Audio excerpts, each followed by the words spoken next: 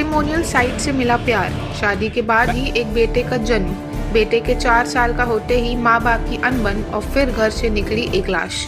यह कहानी बेंगलुरु के एक प्रसिद्ध एआई इंजीनियर की है, जिसे जानने के बाद से ही हर कोई हैरान और परेशान है। अपनी पत्नी की प्रताड़ना से परेशान होकर अतुल सुभाष नाम के प्रसिद्ध इंजीनियर ने खुद की जान दे दी। लेकिन इस मौत के पहले जो उन्होंने वीडियो जारी किया है, उसमें कई कहानियां वायरल हो रही हैं। ये कहानियां बेहद चौंकाने वाले दावे करती हैं। इनमें जहां पत्नी ने पति पर अननेचुरल सेक्स के आरोप लगाए, वहीं दहेज मांगने का भी आरोप लगाया था।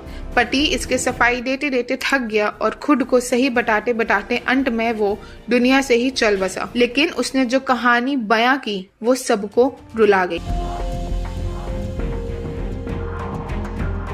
कहानी की शुरुआत होती है यूपी के जौनपुर की निकिता सिंघानिया नाम की एक लड़की से, जिसकी मुलाकात मैट्रिमोनियल साइट के सहारे बिहार के अतुल सुभाष नाम के युवक से हुई। दोनों ने शादी की और महज कुछ ही सालों में दोनों को एक बेटा हो गया।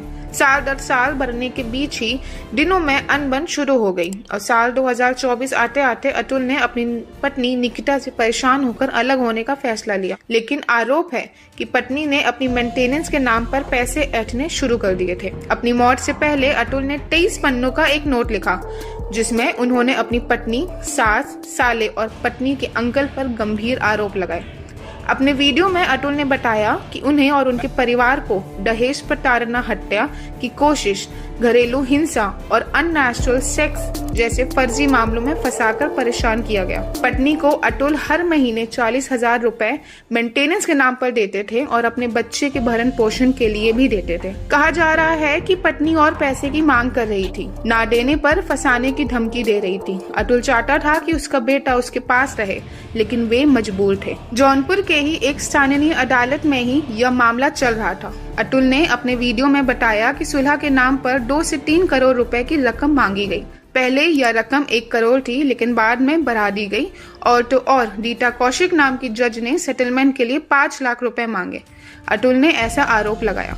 अतुल ने कहा कि उसके पास प्रूफ है और वो इतने पैसे कहां से देगा। जवाब जज की तरफ से मिला कि फिर कोर्ट के चक्कर काटो और पूरा परिवार काटेगा। इसका एक मैसेज भी वायरल हो रहा है। अतुल परेशान होकर अपनी जान देने का फैसला लेते हैं तो सास और पत्नी पर आरोप है कि वह हर रोज अतुल से ताने मारकर पूछते थे कि आखिर कब मर रहे हो, मर जाओगे तो पूरी संपत्ति पत्नी की होगी और फिर पूरा परिवार कोर्ट के चक्कर काटेगा। हालांकि अतुल के वकील ने जज के पैसे मांगने वाले बयान से किनारा कर लिया। नहीं, देखिए, न्यायालय पे अगर उन्होंने ऐसी कोई चीज कही है तो वह गलत है। न्यायालय में बहुत से मामले आते हैं और न्यायालयों में, हमारे जौनपुर जिले में न्यायालय हमारी ओवरबर्डन है, बहुत काम।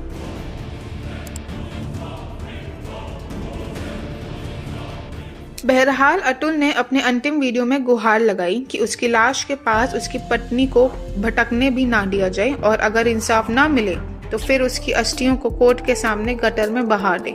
अतुल ने अपने अंतिम वीडियो में कहा कि उसके बेटे के लिए उन्होंने कुछ रखा है और बेटे से गुजारिश की है कि वे उसे साल 2038 में खोलकर पढ़े। अतुल ने अपने वीडियो में कहा कि उसके बेटे को उसके परिवार के हवाले कर दिया जाए, नहीं तो उसकी पत्नी उसे बिगाड़ देगी।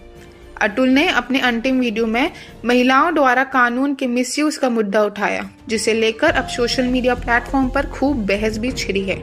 अतुल के माँ बाप का रो रो कर फिलहाल बुरा हाल है। अतुल के पिता प्रधानमंत्री से लेकर राष्ट्रपति तक से कार्रवाई के लिए गुहार लगा रहे हैं। हमारा बेटा हमको कहता था कि पापा हम जाते हैं कोर्ट में तो हमारे पास हमको जो है सो पूरा जस्टिस नहीं मिलता है।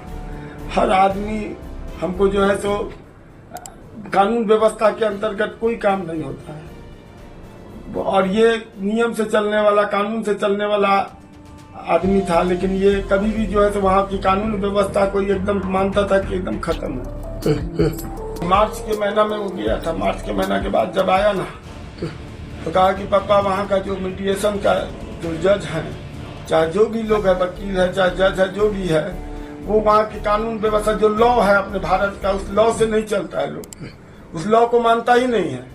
जो ये बता रहा था कि इस धारा में ये लॉ होना चाहिए, तो वो उसको हाई कोर्ट के, सुप्रीम कोर्ट के लॉ को भी नहीं मानता था। उनको कुछ नहीं, उनको तो 40 बार बेंगलोर, कम से कम 40 बार गया होगा बेंगलोर से बड़ा जौनपुर, और माने इतनी धारा उस पर, एक खत्म हो जाता था केस तो दूसरा लगा देती थी। इस बात के कारण जो है तो भीतर से फ्रस्ट्रेट था, लेकिन हम लोग को महसूस नहीं होने दिया कि क्या है नहीं है। एकाएक हम लोग को खबर गई है कि वो अपना पूरा मेल वगैरह हमारे छोटे लड़के को रात में किया है 1:30 बजे 2 बजे, हमारे पास 3 बजे उसका फोन आया है। उसके बाद हम लोग कैसे कैसे करके वहां से पटना आए हैं, एयरपोर्ट पटना से बेंगलोर पहुंचे 4 बजे शाम में। एकदम 100% सच है, 100% सच है।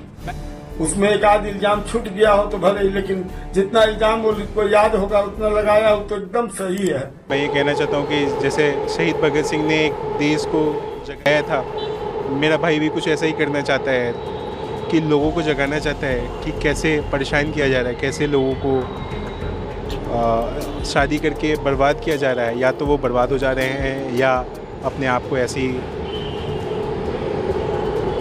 छोड़ के चले जा रहे हैं अपने लोग इस दुनिया से। इवन इन सुसाइडल नोट उसने अंतिम इच्छा ये लिखी है कि अगर मैं सिस्टम से और इन सब चीज़ों से जीत गया तो मेरी अस्थियाँ गंगा में बहाई जाए। अगर मैं इस सिस्टम से हार गया तो कोर्ट के बाहर जो गटर हो उसमें मेरी अस्थियाँ बहा दी जाए। मैं उनका चचेरा भाई हूँ। वो मेरे चाचा के लड़के थे। उनका घर यहीं पूसा रोड बहनी बाजार में है। तो यहीं से पढ़ के वो इंजीनियर बने, बंगलोर में सर्विस कर रहे थे। जिस तरह से उन्होंने सुसाइड किया, सुसाइड नोट में जो है उन्होंने पूरे तरह आरोप लगाए हैं। क्या पहले आप लोगों को कुछ जानकारी थी इस आरोप पता तो था ही कि उसको तंग किया जा रहा है उसके ससुराल की तरफ से। अच्छा, पीड़ित है ससुराल। ये नहीं पता था कि वो इतना पीड़ित है कि वो ऐसा कुछ कर लेगा। आप लोगों से बातचीत हुई थी? जिस दिन वो एक्सपायर किया उस दिन 10 बजे रात में अपने मम्मी और पापा से बात किया, अपने भाई से बात किया। अच्छा, इनके पिताजी पे केस था तो आप लोगों को जानकारी था केस के बारे में? ये फैमिली केस था तो केस लोग लड़ते हैं तो उसकी जानकारी क्यों रखेगा? लोग सब अपने अपने काम में अपने अपने लोग लगे हुए हैं, अपना केस देख रहे हैं। ऐसा केस तो मर्डर केस तो था नहीं, लोग उसकी जानकारी रखता। फैमिली में वो केस की हुई थी, दहेज प्रताड़ना का तो उल्टा कर रहे थे, पता तो था कि केस की हुई है। क्या लगा शादी कब हुई थी? 2019 में। मेरे बच्चा को इंसाफ दिलवा दीजिए, बस और कुछ नहीं चाहिए। मेरे बच्चा को इंसाफ दिला दीजिए, मेरे बच्चा को इंसाफ दिला दीजिए।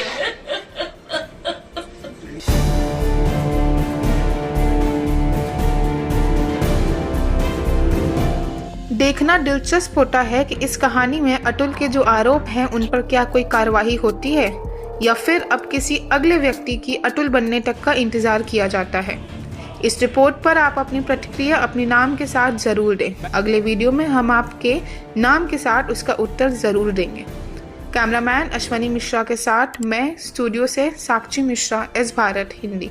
स्वतंत्र और आजाद पत्रकारिता का समर्थन कीजिए, सच में मेरा साथी बनिए। बहुत आसान है दोस्तों, इस सब्सक्राइब बटन को क्लिक करिए और हमारे चैनल को सब्सक्राइब करिए। साथ में बगल में बेल आइकॉन को दबाइए जिससे हमारी हर खबर आप तक सबसे पहले पहुंच सके।